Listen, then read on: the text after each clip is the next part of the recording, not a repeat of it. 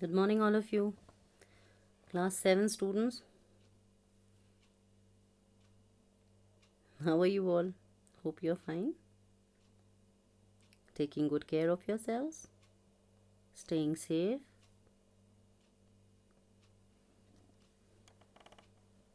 So, now, once again, I'm here with you all with your history section, and hope you have gone through the first module of chapter 6, Rulers and Buildings, wherein I had discussed about architectural aspects, mainly arcuate, trabeate, and all about the mosque, temple, then Kovatul Islam Mosque. I had given a reference in the previous module, the first ever mosque in India. And what I had kept for this section, that was gardens, architecture during Mughal period. So now, as in the previous section, I had discussed about many things like the period when the emperors were having their own whims and fancies, and kings built the temples to demonstrate their devotion to God, and mosques were there, and they proclaimed themselves to be shadow of God. So now here is completely different. Under the Mughals, architecture became more complex. Babur, Humayun, Akbar, Jahangir, and especially Shah Jahan were personally interested in art and architecture. Babur described his interest in planning and laying out formal gardens. Formal gardens, they later on got to be known as Mughal gardens, of course, placed within rectangular walled enclosures and divided into four quarters by artificial channels. These gardens were called Cheherbagh, four gardens.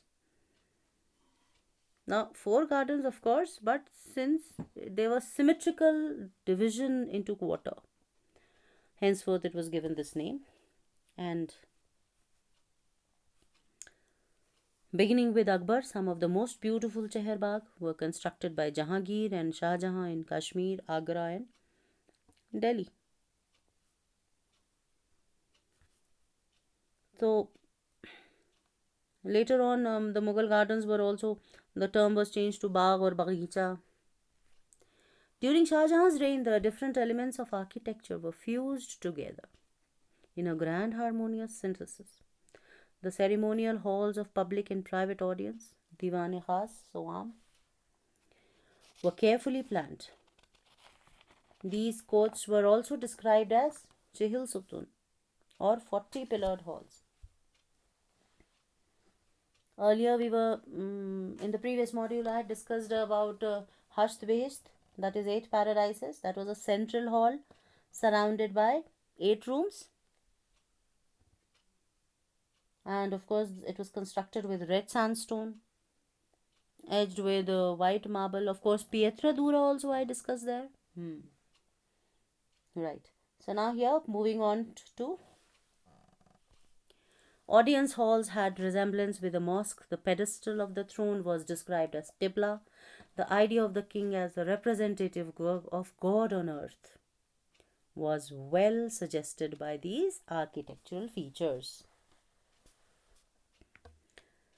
The audience aimed at communicating that king's justice would treat the high and low as equals.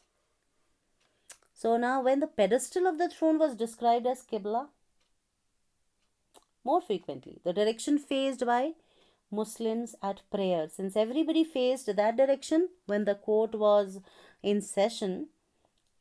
So it was this idea which was floated, that king as a representative of God on earth. And more or less it was suggested by these architectural features.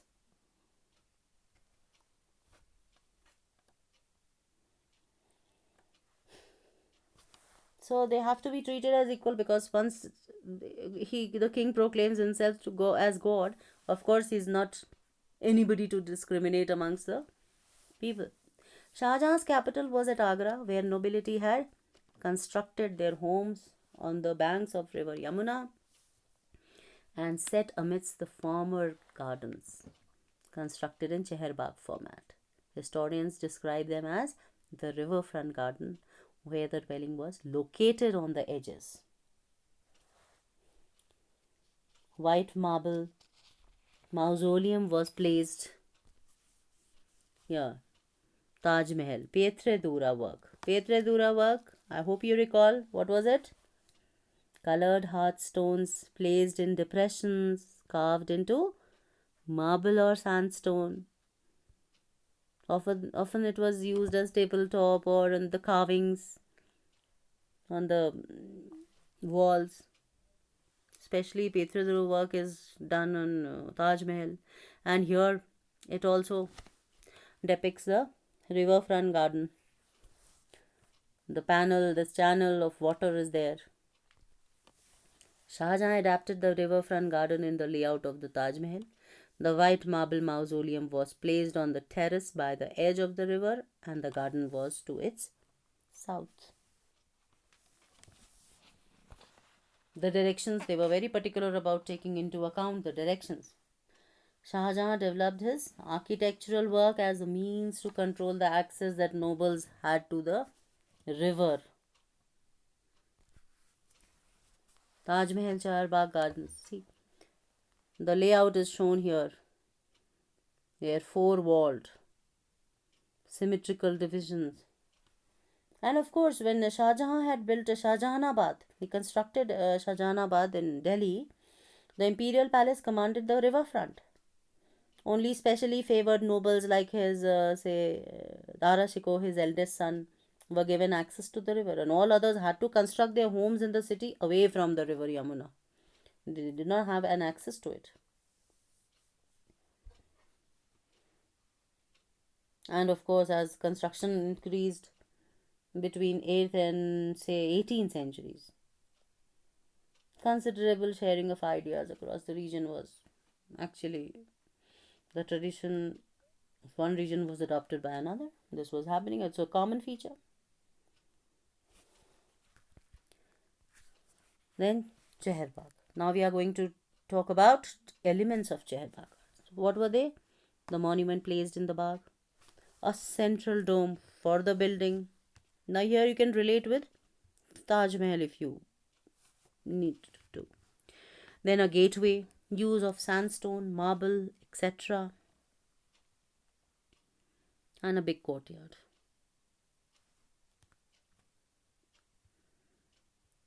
When we get into the details, we find that these gardens are placed within rectangular walled enclosures. So, getting on to elements, of course, the key feature is four divisions which were symmetrical. And main elements, if you again want to discuss, it is about include that running water, which in Shah Jahanabad we've seen that common people did not have an access. Running water and a pool to reflect beauties of the sky, and a garden of different varieties of trees were planted. They were basically to provide shade, to bear colorful and fragrant fruits or flowers, even grass. Green grass was there. Then gardens, they were full of birds chirping around with songs. This was a very pleasant situation. And of course, Shah Jahan was the one who built what? Taj Mahal as a tomb for his favorite Indian wife, Mumtaz Mahal. And that is about one term mausoleum which I came across, just because she is kept there in that mausoleum. And if you want to know the actual um, Mughal emperor behind this, he was Babur in 1528 in Charbagh style. It is located somewhere, say, 5 kilometers northeast of Taj Mahal in Agra. He was the first one. That is known as Rambagh. It is the oldest Mughal garden in India.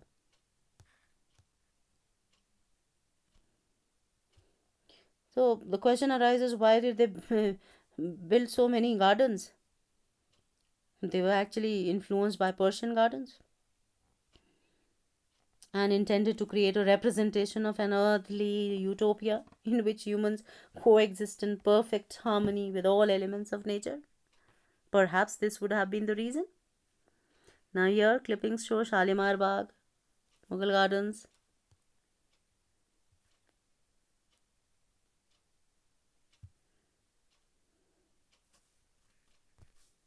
then Tomb Garden.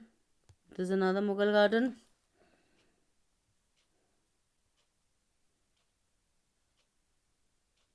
Yes, Tomb Garden, Humayun's Tomb Garden, of course. Now, with this, we come to the end of this chapter. Let me be very honest, we don't have much to ponder upon because the Mughals liked the culture of riverfront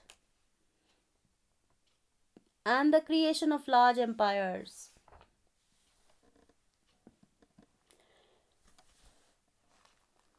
In fact, led to adapting regional architectural styles in construction of their own buildings.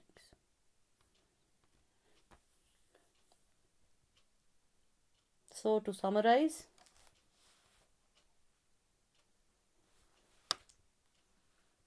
the rulers, Mughal rulers,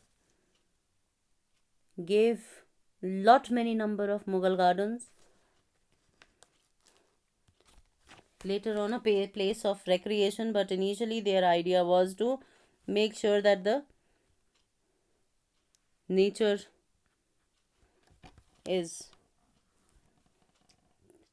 kept into consideration. And Mughal garden in Delhi, it's one of the most significant historical gardens in Delhi. It is located inside Rashtrapati Bhavan. Whenever you get an opportunity, you should visit. So now, winding up this chapter, wherein I have divided this chapter into two modules, reason being to facilitate your understanding. And let me make it very clear, I have tried my level best to stick around the textual part of your NCERT book so that you could keep pace with the teaching and it would be easy for you to connect. So that is why every time I keep suggesting that you should read your textbook, go through the, because I have not taken things from here and there. There's a lot much to talk about. There's a lot much of information on Google, but whatever is relevant and important for you to know at this level, it is being taken up in your NCERT textbooks. So here we follow that, and so time for assignment. Make a PowerPoint presentation on the topic Mughal gardens. Yes, it would come out to be very beautiful because what I've given, illustrating and defining its elements. So elements you would be defining and illustrations that could be clippings of beautiful gardens and of course gardens and who had constructed, who had built those gardens, and In few of the slides, you would be defining the elements of those gardens. Not in particular, like maybe possible you might not come across, because here you have to do make efforts to find those details on a net. Mughal gardens, for each garden it may not be possible, but yes, primarily which I had been discussing throughout, like Humayun's tomb, like Humayun's tomb garden, and then Shalimar Bagh, and so on and so forth. Many of them would be there. You can include them, you can write about them, and at the same time, in general, you can write about Cheherbagh Gardens elements. That also, feel free to incorporate. Now, here you are the architect of this PowerPoint presentation, so feel free to include whatever you want related to Mughal gardens. Maybe if you have visited any, you can include your visit as well. So, make it happen, get going with the work, and of course, you'll enjoy, because most of the assignments which I've been giving you, I had to ponder upon that. Yes, this should be catching up with your area of interest. Nothing as making things monotonous by making you write. Of course, written work I would suggest and I would insist on a later stage when I would be revisiting these chapters. Then we would be doing the worksheets or maybe question answers. Right now, if you are some of the students wanted to do it on their own from the textbook, feel free, you can do. If you are able to find the answers, of course you'll be able to do it on your own, because I have done the complete thread bearing of these chapters. So I don't find any reason where you would get stuck up. Like any of the topics given here, I have dealt with them.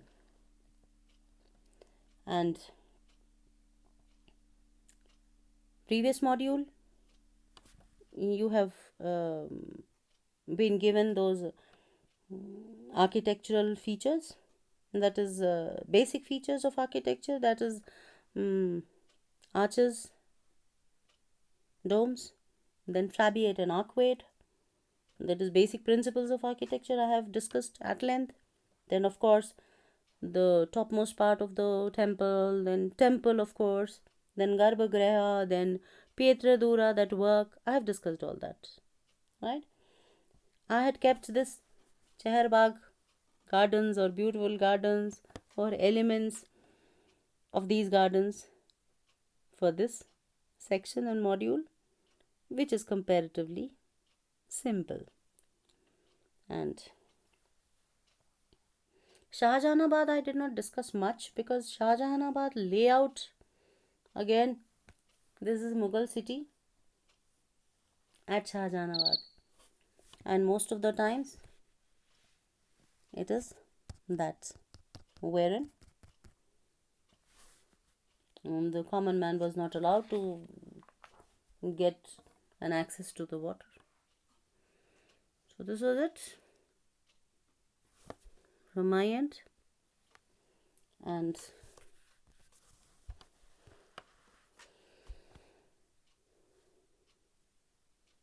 if you have any doubts, you can post your queries in the comment section. I'll definitely get back to you. And of course, keep doing the assignments. Those students who are wanting to do the written work in the copies, you can do it if you are able to. I don't force, I don't insist. We are being very flexible, but yes, to have an accountability that you are doing the assignment, you are catching up with what I am teaching here, I need to know that you have completed the assignment, and that I'll get to know only once you have posted. So get going with the work. Those who have compiled it in a pen drive, keep posting one by one. And of course, one more thing, my humble request, please get on with your names, because most of the times we are not able to decipher if you are logging in with your, of course you must be having your parents ID or whatever, but then you need to mention your name for any queries, and I'll certainly get back to you. So that's all for now. Stay happy, stay safe. Bye bye.